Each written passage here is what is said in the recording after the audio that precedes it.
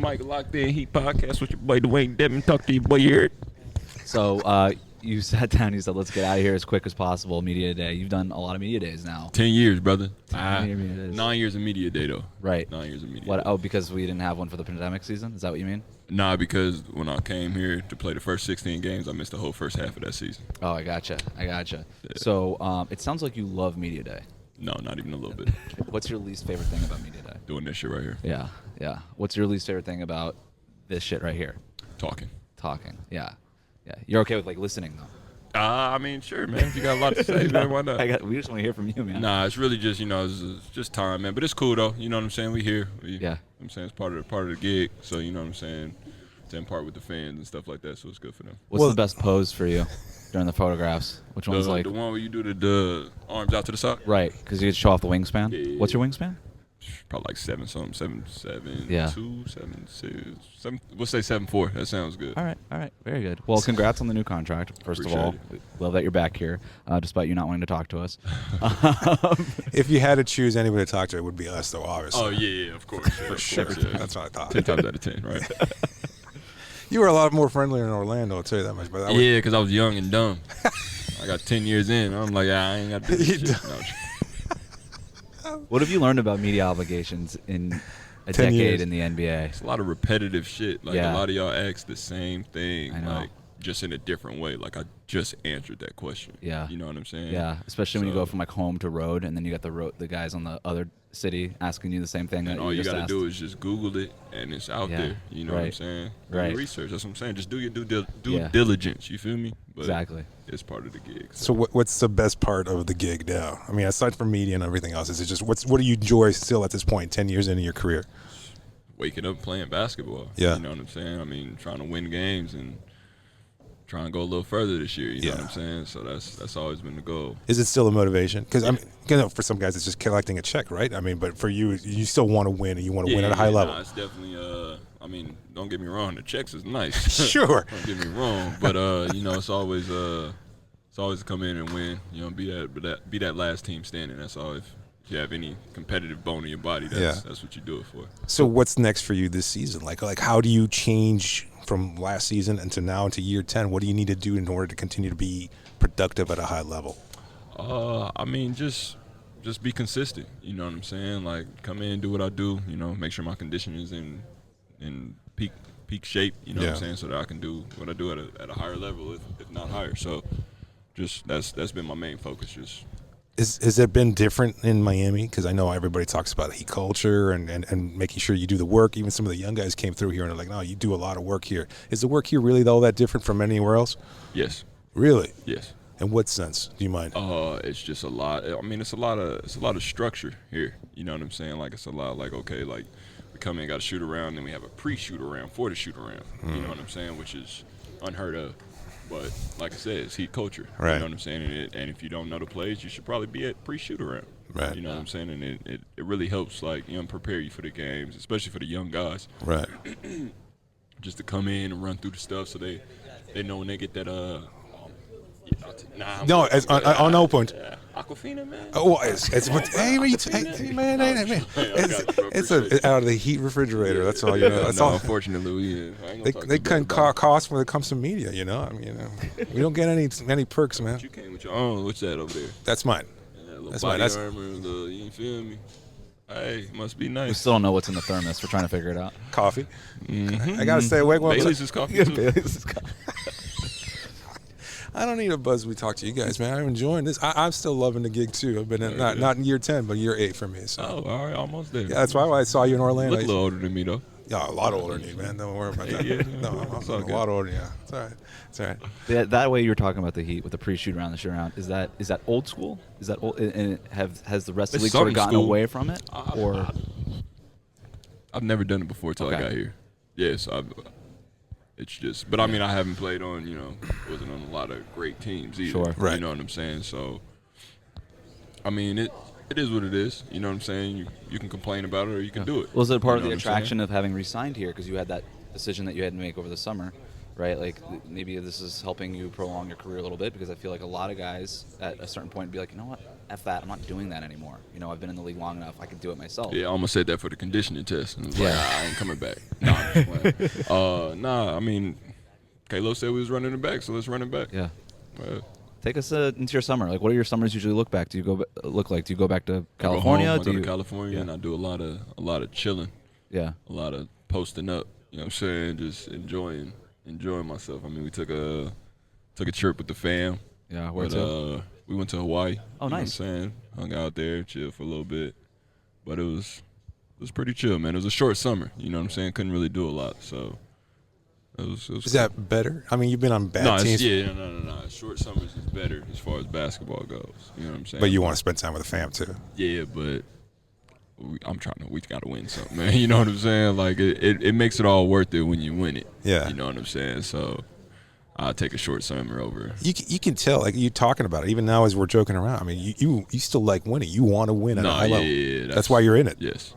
That's why I'm here. That's why I came back. Right. Do you see your role Plus changing at all a little bit this coming season? I mean, nah, not really. Yeah. I mean, just come in and do the same thing I did last year. Yeah. I'll ask you more directly. Do you see yourself playing more minutes next to Bam potentially this season? You know, that's a question for Spoelstra. Yeah. You feel me? Yeah. I mean, I'm open for it. Yeah. But I mean, we'll see. We'll see how the season goes. See what we need. Yeah. Why do you think it could or won't work? Like, I mean, you know basketball. I mean, I think it could work. I mean, I played with when I was in Atlanta, I played with alongside John Collins. Mm-hmm. You know what I'm saying? He was at that point, he was a pick and roll guy. Right. You know what I'm saying? So I'll just help space the floor so that he had more opportunities at the rim. You know what I'm saying? And if it came down to where he had to get it out, then I was available or whatever the case may be. But so I played alongside a pick and roll big before. Yeah. You know, I mean, it works. Yeah, it works. I'm open for it. How did you make that transition? Because you came in the league, you weren't able to shoot threes, or that wasn't part of your game, right? Hey, don't say that, bro. Was it part of your game? Bro, I always been able to shoot them, man. Well, we didn't see you. You just gotta play your role. Yeah. You know what I'm saying? You gotta know your role. And to stick in this league, you gotta do your role. You know but you were always a shooter, then. I could always shoot. You always felt comfortable with that. And then at some point where I remember when I was in Orlando, I made a bet with C.J. Watson. Shout out my man C.J. Yeah, he owed me $2,000, man. I hit a corner three. It was like, you can't do it again. Hit another one. You can't do it again. Hit another one. Came up $2,000. So that was a nice little payout for me. When did a coach say, you know what, this is what we need? Atlanta. It was I went in for a workout, and they were like, okay, like, we're gonna have you shoot some threes. Boom, boom, boom. So I was shooting some corner threes. I think I hit like 8 in a row. And went to the other side, hit like 12. And then they were like, oh, okay, cool. And then the next time, then I had left. And then I came back, and they were like, Coach Bud's gonna want to talk to you about some things when you have a moment. And when he told me, it was like, I want you to shoot him. And I never looked back since. What year was that? That was 14, 15? 15, 16? What year that was. I think it was like 2017. I'm trying to remember. 4 years ago?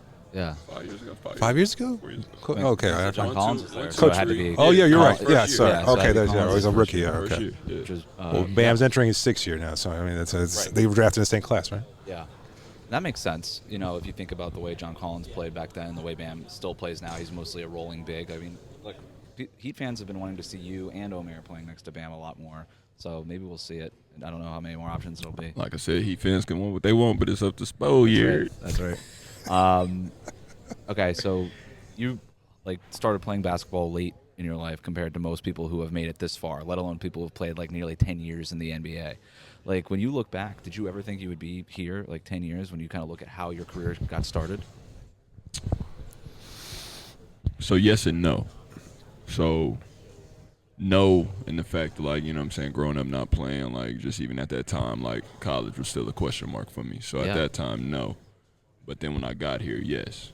Just because I set goals for myself and I accomplished my goals. That's kind of just been my MO.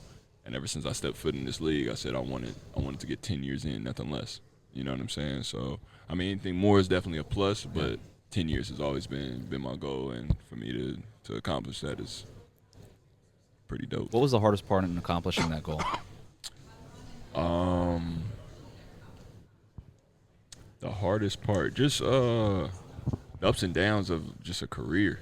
Yeah. You know what I'm saying? Like a lot of these young guys, they don't really understand. Like, not playing kind of comes with it. Like, if you're undrafted, not playing comes in the cards. Right. But what do you do to separate yourself? You know what I'm saying? How are you treating people? How are you showing up for work? How are you know what I'm saying? All that little stuff goes into it as well. So just kind of like locking in on that stuff and just making it happen. And then I eventually got my opportunity, and I ain't look back. What was? No, I was just gonna ask. What was that hiatus like? I know, again, I could probably have Googled this answer, but I want to ask you, like, when you were waiting to play during the whole pandemic and that season while you were recovering from injury, what was that like for you without playing basketball, as competitive as you are? Depressing. Very depressing, man. It was tough, man. You know what I'm saying? Because it's like you want to play. You know what I'm saying? But at the end of the day, like, I was just, instead of like sulking.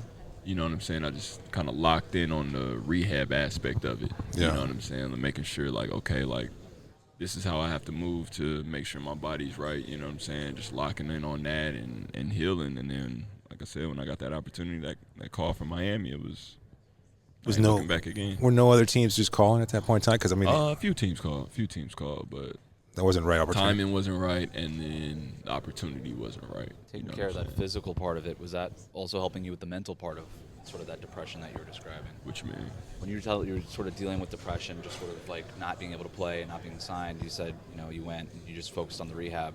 What was doing the physical part of it helpful for the mental part of it? Just staying active. Yeah. You know what I'm saying? Not like sitting around sulking, but at the end of the day, too, like, I also was able to tap into, entrepreneurial stuff. You know what I'm saying? Like, investing in different businesses and, just tapping in with just different business owners and just, like, trying to expand my knowledge. Yeah. You know what I'm saying? So I did a lot to help myself, and it's paying off so far. Do you want to talk about those off-the-court interests? I mean, I don't think a lot of fans know about those interests from your perspective. Do you want to talk about this? Not right now, man. We just wait and see. Let's see Okay. what happens. I mean, Coming out with a competitive rival coffee brand for Jimmy? Nah, hell no. I don't do the coffee thing. I don't do the coffee thing. Other natural remedies. Well, that's a good question there. We want to know. We're asking everybody, what is it? You've been with the team now a couple of seasons. What is it that Jimmy Butler doesn't do well? Because I'm sure he would say he does everything well. What do you think he doesn't do well? Doesn't do well? Yes, What's sir. he not good at? A lot of stuff, man. Yeah. He don't do a lot of stuff well. Like, you don't tell people, like, what he gonna do with his hair. That's not good. You know what I'm saying? Like, this dude came in with no facial hair today. Y'all seen it? How does Yeah. that affect you as a It's teammate? fucking crazy. Huh? How does that affect you as a teammate? Like, do you get confused if you have to pass him the ball if he's got no facial hair anymore? Like, I You don't know who's just what he playing. is? I don't know. Yeah. Yeah. I don't know who you are, bro. Yeah. So, nah, I mean, Are you not digging the style? man. Are you not digging the style? The hair is cool. The facial hair got me fucked up. The facial hair got me fucked You've up. had the beard for your whole career, right? Who, me? Yeah. Nah. This is new. I didn't have facial hair like this. I had like a little goatee type joint, All top right. bottom. You're right. My bad. When could you first start growing a beard? Man, 3 years ago. Really? The full beard only 3 years ago? Huh. And it's still kind of patchy, bro. So I got my brush it down. Yeah, you got to can brush tell. it. Are you using like oils or anything like that to kind of keep it in check? Or A little bit, yeah. conditioners and things? Yeah. Okay. A little bit. Yeah, you got to do what you got to do. Man, so only hair I got left. Man. Shit. All right. Running out of time here on Locked on the Heat. You on the mic with Dewayne. We'll holler at y'all later, man. Y'all have a good one. Exit speech. Y'all have a good one, man. Yeah, man. You just like that time. No doubt. And I'm taking this Aquafina. Yeah. Good luck, man.